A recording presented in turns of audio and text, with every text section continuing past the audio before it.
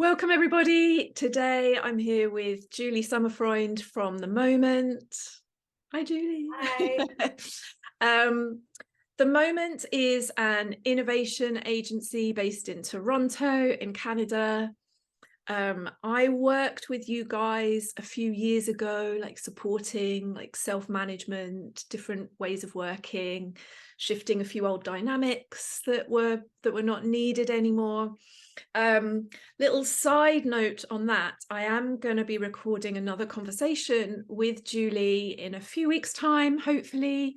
I guess worst case scenario, it might be January, so either December, January, and we're going to have another conversation about the Moment's journey from, through holacracy, through self-management, through the green phase of spiral dynamics. So if you are interested in hearing more about the Moment from that perspective, then do hit subscribe or just like watch this space, and that will be coming up. But today we are going to be talking about innovation. More importantly, what are the barriers to innovation? I was sort of sat here, I did a little bit of thinking before we came online. Innovation for me is kind of it's about thinking differently. It's about being brave. And it's sort of the thing that I was feeling the most was, okay, innovation is about doing something differently, even if the way that you're already doing it feels quite comfortable. So just like finding that better way. And I wanted to start by saying welcome, Julie. And what is innovation for you? Because you specifically support companies that want to innovate in terms of their products and their service offering, right? What are the cornerstones of innovation for you? Yeah, sure. So innovation has a ton of definitions out there. Lots of organizations, when they start on their journey towards innovation or have it on their strategic plan as a priority, they may take a different definition. But for us, innovation is really about trying to develop novel services or products that meet somebody's needs and deliver value. And one of the reasons why we're really focused in on innovation is that a lot of our systems, whether it be public or private, aren't really meeting people's needs. And so we need to develop a new outcome for people. And in organizational context, the way you can also think about it and the way we think about it is there's the business as usual operations. There's small tweaks, like you fix your call-in center because of one question. That's really just incremental shifts, whereas innovation is designing a new service that might meet people's needs in a new way, kind of reimagining a service. It's interesting that you say meeting needs and delivering value, because I like that. For me, I just kind of feel like saying, well, why is that innovative? Like, surely that's kind of like business 101 in many ways. So what's the extra piece there that Sure. makes So it is and it isn't, because if you look at how businesses are designed or governments are designed, a lot of them are designed to continuously implement something really efficiently.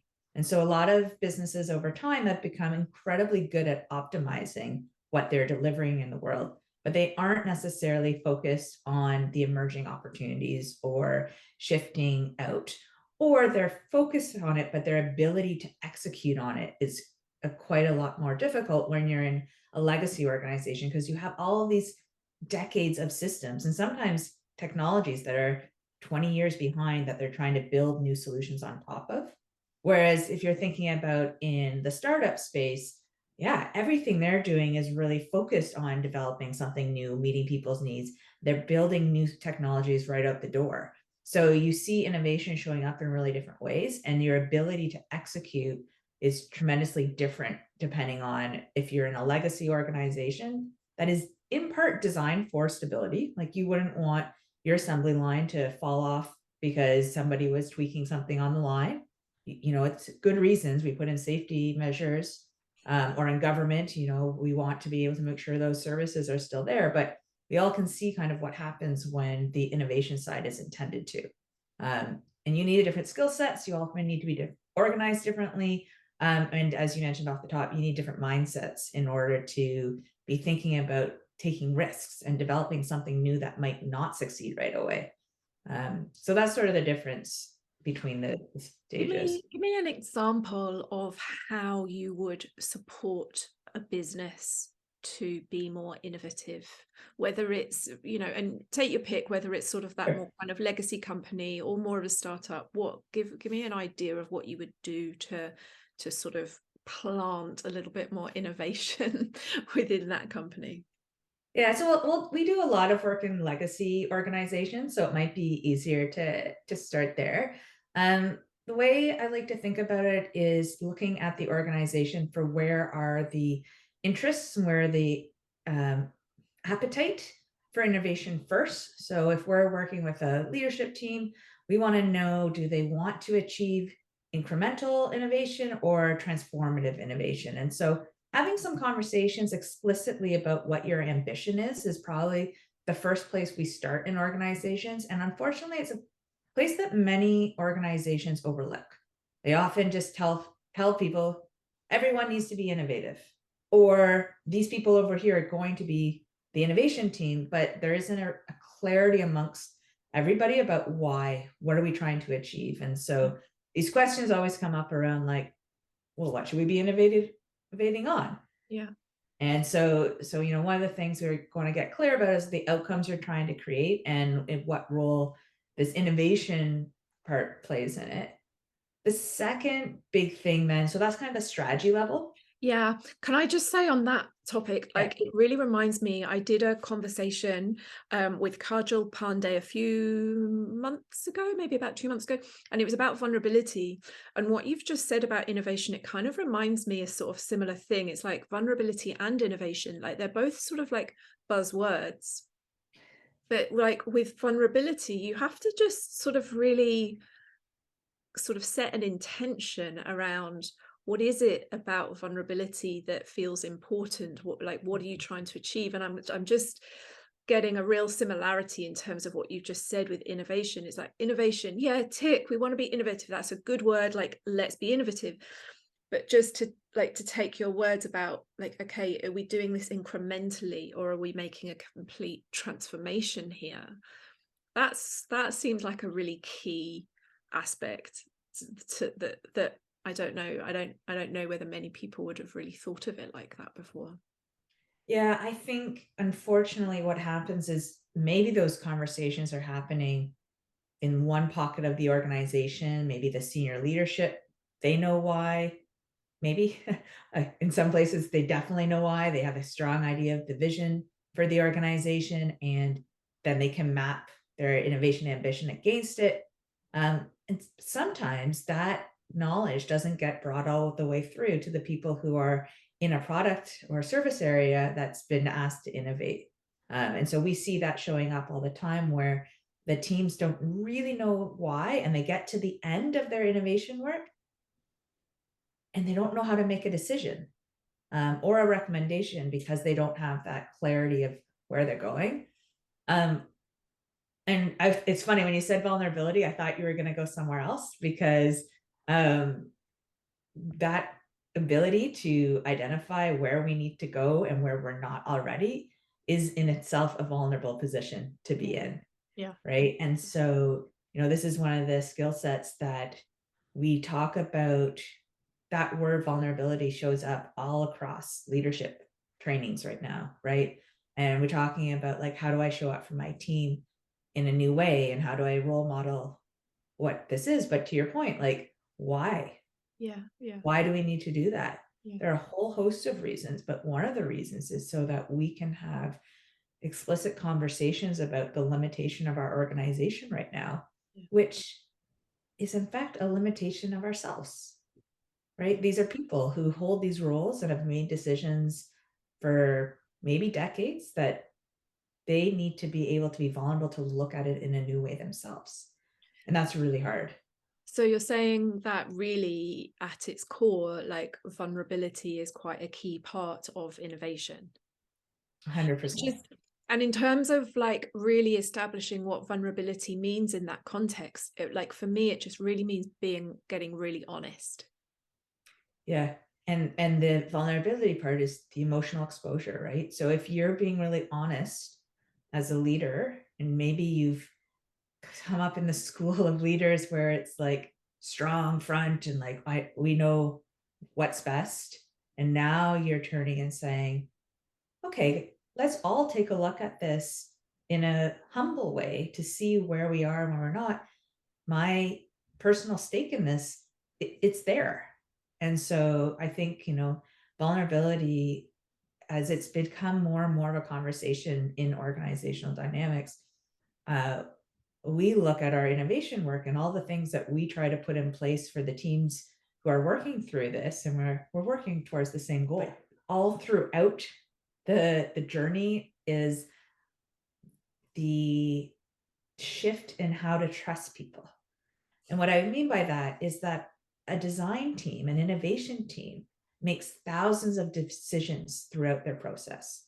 What are the research questions? In an interview, how do I ask this question? In my synthesis, what's coming up as most important? In my iteration, I integrated feedback. So they're making literally thousands of decisions over the course of this project. And you put that in a hierarchical system. In some organizations that still require reporting up and someone 3 levels away making those decisions. That can be one of the biggest blockers for any innovation process. And we've seen, the organizations have been really shifting their understanding of that. So, you need to be building your innovation capabilities, but you also need to build, we like to talk about it as good customers of innovation design process, which is all the stakeholders that are experiencing the output of the work. Because what we really need is that for that innovation design team to operate nimbly, they need to be given more authority over decisions than perhaps previously they were used to giving them. Because it's not one person's report that's coming up, or because it's not a set of tasks to build something that's already been decided, you need to be able to take chances, learn from it, iterate, and not have to explain every step of the journey. And the innovation team has to learn how to bring along the people in the right parts of the journey so that they understand the outcomes that you're striving for and what's important to these people you've been talking to. So that the system is really excited for the answer at the end. These and are so the that's these are part the of it. pieces of the puzzle that you're really speaking my language, because this is where I see real similarities between innovation in product design and innovation in ways of working together. And I can see that overlap between to be able to innovate in what you're doing, what you're creating in some way, you have to be able to iterate, you have to be able to move fast, you have to be comfortable with doing things differently to how you might have done before. Yeah. And that's exactly the same as when you work together in new ways. You have to be able to be comfortable with things that you are less familiar with. You have to be able to create ways of generating the most trust that you can. And I find that transparency in sort of decision making and actions is one of the core things there. But also it's about understanding that autonomy in decision making, innovation, whatever it is, it doesn't mean complete freedom. That to for everyone involved, you have to find that balance of go fast, make that decision, do that thing with how does it align with the overall mission of my team? Does it align with the values that my company lives and breathes? How will I make what I'm doing transparent so that there's this sense that there's visibility over what's happening? And that's really, for me, the antidote to the sort of, okay, let's try and predict this and then let's try and control it, Yeah. which is exactly what stifles innovation. Do you see those same Oh similarities? yeah. How do you work with that I with mean, that challenge? so much to say, and I mean, it's not a coincidence that the moment has been experimenting on how we work since the beginning. Because everything we do in our client context were things that we wanted to do in the hierarchical organizations we used to work in, that we've now brought into the moment, and then we've brought into our clients. And so it's really funny. I would say I'm definitely see those parallels, and it's one of the things that we intentionally work on with our design teams. And so, you know, we have been fortunate that in our organization we've had people who have graduate degrees in human systems. People have been thinking about how organizations work for a really long time, which makes our innovation practice so much richer. So, when we're creating our process, we've always worked as what we call a joined up team with our clients. And so we work side by side and we create a team. So we have to go through all of those things, and we get really clear on how are we going to make decisions. Is it consensus? Is it consent? Is it um, there's one decision maker, and who is that? We talk about how are we feeling as we go through a really ambiguous process, because that's where our elastic bands can snap back to those old ways of thinking to ask somebody else for the answer, right? So yeah, we're working on that all the time. And one of the things that has always struck me and excites me is that our clients often tell us that, yes, we got our service design innovation from you, but the most important thing you did was you changed how we work. Right. And that's because, as you said, in order to run a design practice, you have to do that well. You have to take on different ways of working with people. So we have to think about, if I want to make sure that all of these different stakeholders from across the organization who have different power but also have different experience can participate and bring their best ideas from their perspectives and experiences into a process. I have to deal with all of the group. I have to deal with what is their organizational vision? How are we governing ourselves? So that's their values, right? So we ask them if they have them and what they mean to them. And if they don't, we make a small set for the group. Because in fact, what we're doing is we're creating a small organization within an organization. And yeah, I mean, Sally, we're really interested in helping more organizations along the journey you're on, because we we've kind of come up for air and realized, oh, this way of working is not just beneficial for an innovation team. Um, and we've experienced it ourselves. We'll talk about it in the other session, but I mean, we've been running a self-managed and holocratic for the last few years, and I think that's just trained us to show up in conversations with people, experience to experience, knowledge to knowledge, not layer and level. And we get really confused when we go into organizations when they're like, you're not allowed to talk to this person. That's we're like, okay, my what do you need to hear from me in the role that I play in order for that to be a permissible conversation? So I feel like you unpacked a lot, and I maybe commented on only on a few, but I think there's so much about what folks have been doing in innovation and design work, and the work that you're doing, that um, could really help people, even if you're still in a hierarchy, right? Yeah. I like one example of that, and I'm kind of gonna steal a phrase that I know you use often, which is making the implicit explicit. Yeah. And like that's something for me that is sort of quite core, like whether you're in a hierarchy, in a legacy business, whether you're on the front line, whether you're in a startup, in innovation, Yeah. or whatever. And like, but one of the challenges of that is getting comfortable with the good and the bad that it throws up, because when Mhm. you make the implicit explicit, you can really find some real nuggets of gold in things, and sort of bring more awareness to some really positive things when you do that. But you have to also be willing to accept and be honest and acknowledge the things that are less good. But without that, without both things, it becomes Yeah. very difficult to move forward, because it's sort of, it's all kind of just being squashed. It's still impacting the culture and the, the business, the way things are Yeah. being done, but it's all trying to, try to be squashed down.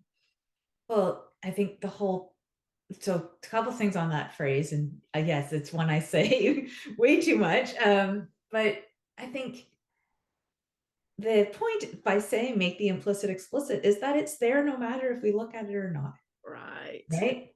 And so totally agree that when we do that, we bring to the surface things that we may otherwise not want to deal with, but we're dealing with it every day, Yeah. even if we don't say Yeah. it. I think we're at a time where the appetite for that is higher than it ever has been in my career. I won't speak beyond that, because everybody's experience through the pandemic made a whole bunch of things that otherwise, if everyone was individually dealing with, would have stayed implicit. Whether or not this level of that continues, I think people got a taste of, oh, now that people know things that I've been holding in, we can deal with them. We can change things. We can make something new. Yeah, And there's so, definitely a greater appetite for something different, and I think in many ways it's been forced on us.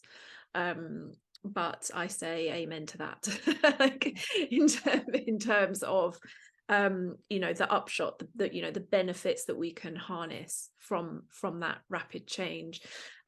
We are kind of really coming to the end of time, but just as a closing question, I wanted to ask you, what is the most innovative thing that you guys have done at the moment in this last year? I know you celebrated your 11-year birthday recently as a company. I know that you're an organization that likes to do things differently.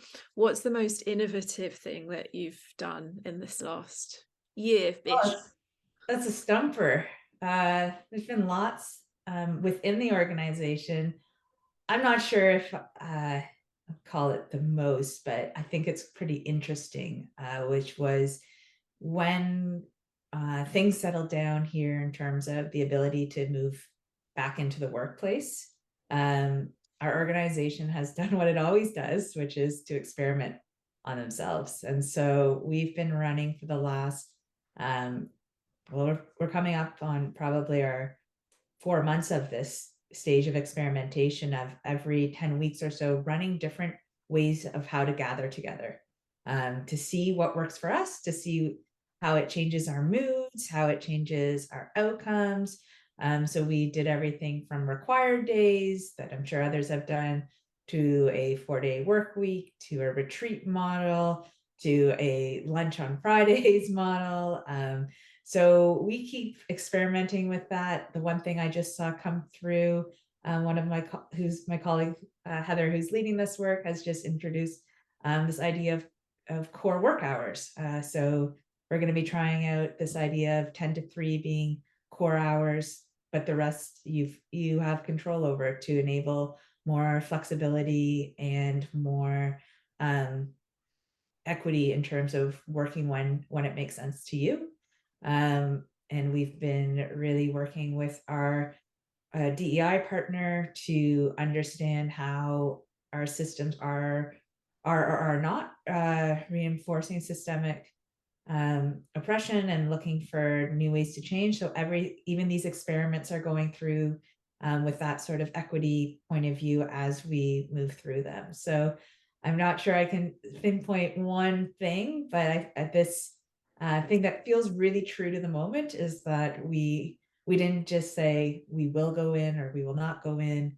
We're really taking this as a time to experiment, reflect, learn, try again, iterate, reflect, learn, And It's a nice example, because I also know how difficult that can be for different people, because there's the one person that really wants just everyone to get back into the office because they really miss that, and then there's the other person that is maybe more of an introvert, or just has other priorities, has other things that they need to be giving attention to, and so being at home just really suits them and really works for them. And so I can only imagine that you are very much practicing what you preach um, in terms of acknowledging the good and the bad, and acknowledging the different perspectives and the different opinions to find the yeah, solution. and we're learning a lot about individual and collective. So, when we do our design research, we often are looking at it from a what do each of these individuals say they need? And we're adding this layer now saying, what does the collective need? So, we'll talk more about this in the other call, but we're self-managed, but we're also employee owned. And we're a couple of years into that. So we're figuring out what that means. And this duality of the individual and the collective is sort of the new pattern that we're really trying to pay attention to. Because of course, as an individual, you can't necessarily see all the needs of the collective, but also figuring out the consequences to the collective. It's really challenging to understand. Yeah, Um, there's a very natural progression there as well, where that companies, like organizations, tend to go through, which is around being very sort of like more collectively focused from the perspective of the business needs come first, which is thankfully where we're moving away from a little bit. But we can often then go too far to sort of the individual, and I've seen many companies where the business needs have suffered a little bit because they've sort of gone too far the other way, and finding that balance between, okay, we are a collective for a purpose here, which is the business goal, and we are a group of individuals who have needs as well. And striking that balance, you can often sort of swing from one to the other, yeah. and it's very important to strike the middle ground between that. Yeah, and it all comes back to the fact that the business is a group of people doing something together. Yeah. And so sometimes, we all well, not we all, but I remember playing on a team sport, and like the thing I needed to do for the team to succeed was to like ride the bench for a little bit. And that was really hard. But then, in that sport, it got to a stage the next year where I got to be a starter or Yeah. what have you. Yeah. But like how did the team dynamics and the coach tended to me as the kid on the bench around my role and seeing the importance and making me feel a part of the group. Yeah. And so I think it's a really fascinating time that we're in right now, because it's a massive experiment around how all of these collections of people are connecting or not connecting, and where they're connecting, and are we paying attention to the group, the individual, which individuals within the group. Yeah. um, so yeah, so we're tackling it head on as an experiment. And um, yeah, I'm one of the people who, I definitely feel it when my needs, I'm like, nope, that's not what the group needs. And that is hard. And I'm like, you did it before. You were that kid on the bench. You can do this. We are all finding our way through this. So yeah. Yeah. Oh, Um, so on that note, Julie, thank you so much for your time today. It's been really interesting just to think about innovation with an innovation expert, um, and also think about it alongside like the ways that we're working together, and in particular in the context of globally coming out of a pandemic, and the appetite for change, for innovation, off the back of that. So it's been a really enjoyable time with you, and I look forward to seeing you again. awesome. Thanks so much.